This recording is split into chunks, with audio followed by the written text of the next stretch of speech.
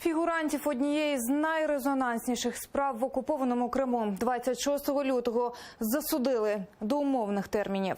Алі Асанов і Мустафа Дагерменджі отримали по 4,5 роки умовно.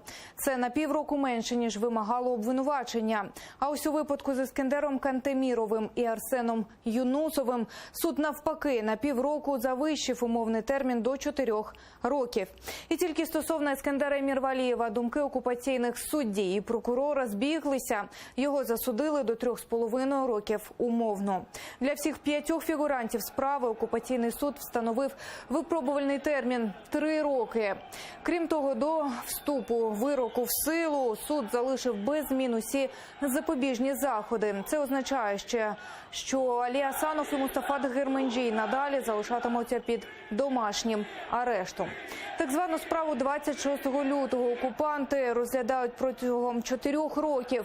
Фігурантів вони звинувачують в участі у масових заворушеннях під час мітингу за цілісність України 26 лютого 2014 року.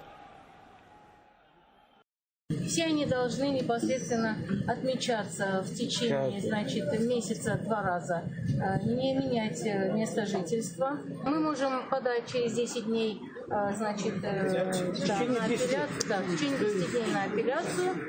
Вот. Ну и чтобы получить протокол на руки, в течение 3 дней мы должны подать заявление на то, чтобы нам их вручили.